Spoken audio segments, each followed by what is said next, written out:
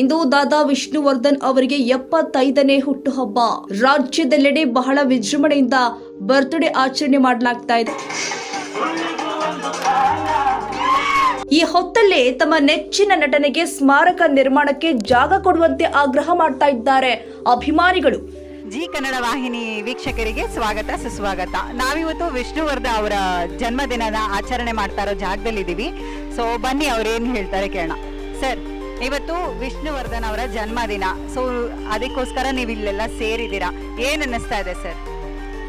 ಮೊದಲನೇದಾಗಿ ಕರ್ನಾಟಕ ರತ್ನ ಸಾಹಸ ಸಿಂಹ ಅಭಿನವ ಭಾರ್ಗವ ವಿಷ್ಣುವರ್ಧನ್ ಅವರಿಗೆ ಅಮೃತ ಮಹೋತ್ಸವದ ಹುಟ್ಟುಹಬ್ಬದ ಶುಭಾಶಯಗಳು. ಈ 75ನೇ ವರ್ಷದ ಹುಟ್ಟುಹಬ್ಬ ತುಂಬ ಸಂತೋಷದಿಂದ ಆಚರಿಸ್ತಾ ಇದ್ದೀವಿ. ಆದರೂ ಸಂತೋಷಕ್ಕಿಂತ ನಮಗೆ ಆ ಪುಣ್ಯಭೂಮಿ ವಿಷಯದಲ್ಲಿ ತುಂಬ ದುಃಖ ಇದೆ. ಅದನ್ನು ಹೇಳಕ್ಕೆ ಇಷ್ಟಪಡ್ತೀನಿ ಮೇಡಮ್. ವಿಷ್ಣುವರ್ಧನ್ ಸಾರ್ಗೆ ಹುಟ್ಟುಹಬ್ಬದ ಶುಭಾಶಯಗಳು. ಅವರು ಕನ್ನಡ ಚಿತ್ರಕ್ಕೆ ಒಂದು ಸುಂದರ ನಟ, ಅಂದರೆ ಎಲ್ಲರೂ ತಪ್ಪಾಗಲಾರದು. ಅವರು ಒಬ್ಬ ಅದ್ಭುತ ಕಲಾವಿದ. ಅದ್ಭುತ ಕಲಾವಿದನಿಗೆ ಈ ಥರ ಅನ್ಯಾಯ ಆಗಬಾರ್ದು ಜಾಗಕ್ಕೆ.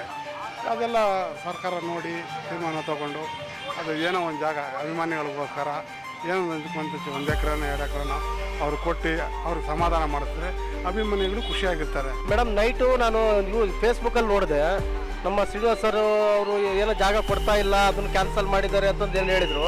ಇಲ್ಲ, ನಾನು ನೈಟೇ ಬಂದಿರುವೆ. ಮೊದಲನೇದಾಗಿ ನನಗೆ ನಮ್ಮ ಆರಾಧ್ಯ ದೈವ ಕರ್ನಾಟಕ ರತ್ನ ಡಾಕ್ಟರ್ ವಿಷ್ಣುವರ್ಧನ್ ಸರ್ಗೆ ಜನ್ಮದಿನ ಶುಭಾಶಯಗಳು ಹೇಳ್ತಾ, ಆದರೂ ಒಂದು ಏನು ಹೇಳ್ತಿದ್ದೀನಿ ಅಂದರೆ, ಇದೊಂದು ದುರಂತ. ಇದು ಒಂದು ಕನ್ನಡದ ನಾವು ಈಗ ನೆಕ್ಸ್ಟ್ ಈಗ ಸಾಯಿಬಾಬನ ಮರೆತರೆ ವಿಷ್ಣುವರ್ಧನ್ ಸರ್ ಮರೆಯೋ ಸನ್ನಿವೇಶ ಇಲ್ಲೇ ಇಲ್ಲ.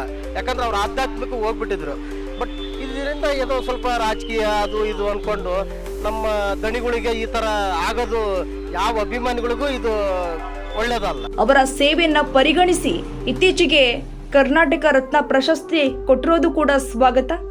ಆದ್ರೆ ಅವರ ಸ್ಮಾರಕ ನಿರ್ಮಾಣಕ್ಕೆ ಅಭಿಮಾನ ಸ್ಟುಡಿಯೋ ಬಳಿ 10 ಗುಂಟೆ ಜಾಗ ಕೊಡಬೇಕು, ಹೀಗಂತ ವಿಷ್ಣು ಅಭಿಮಾನಿಗಳು ಆಗ್ರಹ ಮಾಡ್ತಾ ಇದ್ದಾರೆ. ವಿಷ್ಣು ಹುಟ್ಟುಹಬ್ಬ ಹಿನ್ನೆಲೆ ಹಲವು ಸಮಾಜಮುಖಿ ಕೆಲಸವನ್ನ ಮಾಡ್ತಿದ್ದಾರೆ ಫ್ಯಾನ್ಸ್. ಅವರ ಹುಟ್ಟಿದ ಹಬ್ಬ ಏನು ಹೇಳ್ತೀರಾ ಸರ್?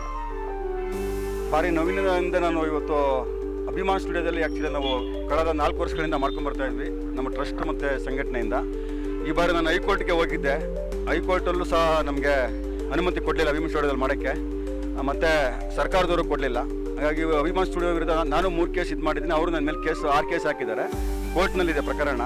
ಒಂದು ಅರಣ್ಯ ಇಲಾಖೆನೂ ಹೊಸಪಡಿಸ್ಕೊತೀವಿ ಅಂತ ಹೇಳಿದೆ. ಯಾವುದೂ ಇಲ್ಲಿವರೆಗೂ ಯಾವ ಕೆಲಸನೂ ಆಗಿಲ್ಲ.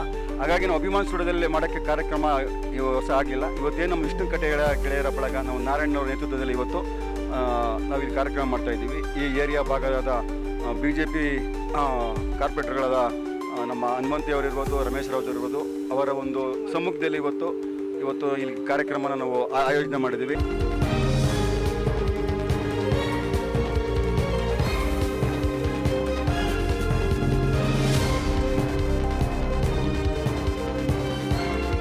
ನಮಗೆ ಅವರು ಭಾಳ ಒಂದು ಅಚ್ಚುಮೆಚ್ಚಿನ ನಟ.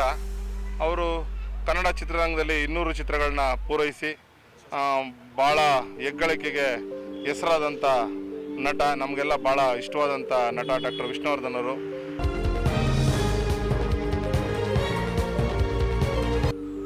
ಒಂದು ಕಡೆ ಇವತ್ತು ನಾವು ಈ ರಸ್ತೆ ವಿಷ್ಣುವರ್ಧನ್ ರಸ್ತೆ, ಮತ್ತು ವಿಷ್ಣುವರ್ಧನ್ ನಂತರ ಈ ಪ್ರತಿಮೆ ಇಟ್ಟು ಪ್ರತಿ ವರ್ಷ ಅವರ ಹುಟ್ಟುಹಬ್ಬನ ಮತ್ತು ಅವರ ಪುಣ್ಯ ಸ್ಮರಣೆನ ನಾವು ಮಾಡ್ಕೊಂಡೇ ಬರ್ತಾಯಿದ್ದೀವಿ.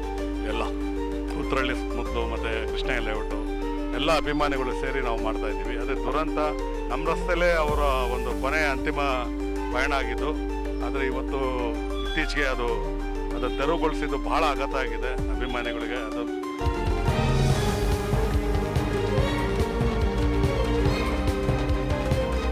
ಈ ರೀತಿ ಪಾಪ ಅಲ್ಲಿ ಇವತ್ತು ಹೊರಗಡೆ ಮಾಡ್ತಾ ಇದ್ದಾರೆ. ವಿಷ್ಣುವರ್ಧನ್ ಇದನ್ನು ಒಳಗಡೆ ಮಾಡೋವಂಥ ಅವಕಾಶ ಸಿಕ್ಕರೆ ಭಾಳ ಒಳ್ಳೆಯದು ಅಂತೇಳಿ ಮತ್ತೊಮ್ಮೆ ಸರ್ಕಾರ ಅದ್ರ ಬಗ್ಗೆ ತೀರ್ಮಾನ ತಗೊಂಡು ಇತ್ತೀಚೆಗೆ ನೀಡಿದಂಥ ಕರ್ನಾಟಕ ರತ್ನ ಪ್ರಶಸ್ತಿಗೂ ಅವರಿಗೆ ಅಭಿನಂದನೆ ಸಲ್ಲಿಸ್ತಾ, ಮುಂದೆ ಅಭಿಮಾನಿಗಳಿಗೆ ಮತ್ತು ಎಲ್ಲರಿಗೂ ಒಂದು ಒಳ್ಳೆಯ ರೀತಿಯಲ್ಲಿ ಒಂದು ಸ್ಮಾರಕ ಆಗಲಿ ಅಂತೇಳಿ ಸರ್ಕಾರಕ್ಕೆ ವಿನಂತಿ ಮಾಡ್ಕೊಳ್ತೀನಿ.